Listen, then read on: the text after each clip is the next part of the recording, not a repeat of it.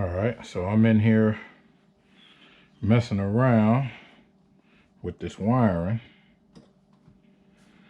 and this is the 8-piece pigtail. Let me see if I can get this pointed down a little more. Okay, so this is the 8-piece pigtail that I'm trying to wire in from this Ford racing harness, and I'm taping it all up now because I got to run it to the driver's side of the dash. And as you can see, it's pretty long.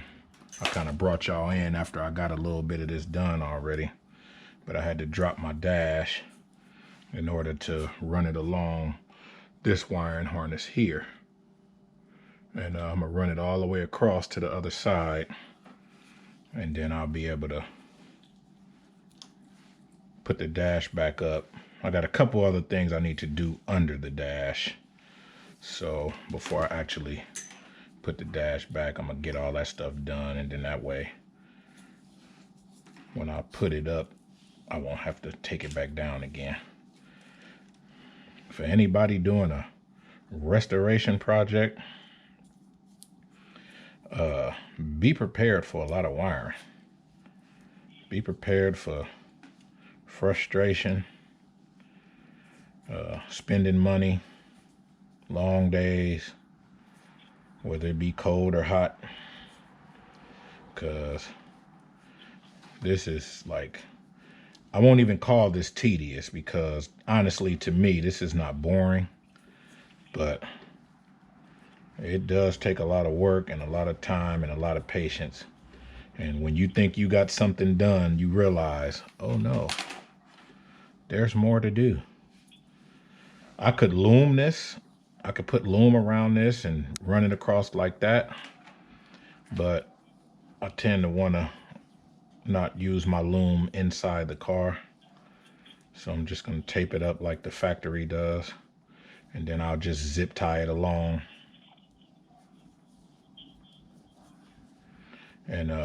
And I'll suspend it up the same way the factory does. One thing that I did notice, and maybe I'll put this in this video, with this particular Ford racing harness, and I'll put a link in the description of what it is. They don't even sell this harness anymore. I don't know why, because it's actually a good harness. You just have to understand it. Excuse me, my allergies are really kicking my butt today. I got the door open so my dogs can run in and out. I've been kind of neglecting them lately on taking them for walks. So basically they just like to hang out with me. So I got the back door open so they can run around. But I'm trying to get this done because this is the part of the restoration that's kind of really taken me a while to get going. So I want to get as much of this done. It started cooling off now, so I can actually spend more time in the garage getting things done. But as you can see, I won't leave a lot of this stuff in. Maybe I'll clip some of this out, but this is the part of the job that can take a while. So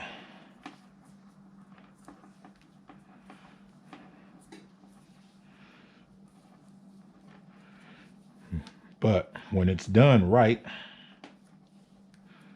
when the job is done right, you're a lot more satisfied with it, and everything works. The one thing that I'll say about any wiring, and anybody will tell you this, whether it be from an electrician or an automotive dealer or anything, it's your ground. Make sure you got good grounds. If it says ground it to the battery, ground it to the battery.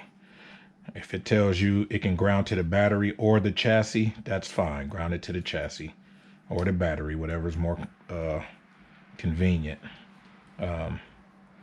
You just, they're telling you that for a reason. And you can cut corners and go a different way if you want, but they designed this harness. Obviously they tested it, and if you don't want a bunch of like noisy interference or, you know, flickering gauges or things that are just not working right, your ground can be the culprit in a lot of those scenarios. So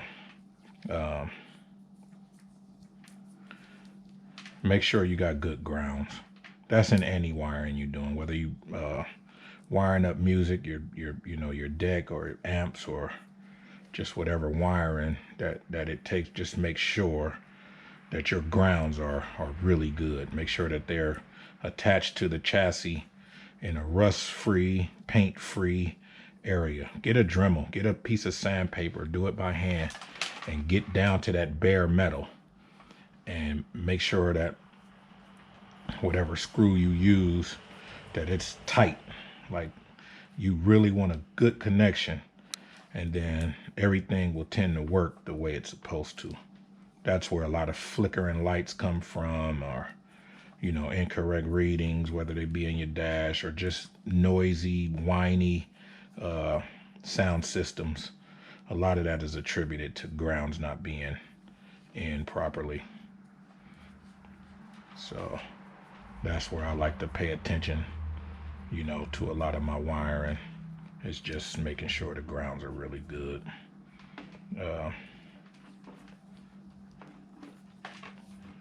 Another thing that I've run into with my car is that these, you know, I have a body harness in my car that's, you know, it's old as the car. And over the years, people like to add things, take things away. They tear out the interior. They move the harness around. They take things off or splice into them for various reasons. And in my experience, the best way to do it, to preserve the harness, is to not cut it and butt connect it. I mean, if that's necessary, you know, do what you got to do. But if you're just trying to introduce a wire to an existing wire, use the clip contacts. They look like these. So you stick a wire in there and a wire in there, and then you close this down, and it'll make the contact on the inside. It'll cut through the sheathing on the wire, but it won't cut the wire. And then if you ever need to go in there and remove it, well, you just unclip it and take it out.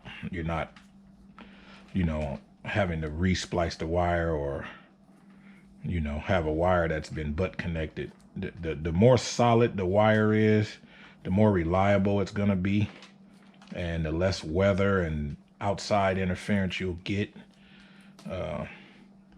So I got this car. It's in fairly good condition. Whoever had this car, they actually took pretty good care of it.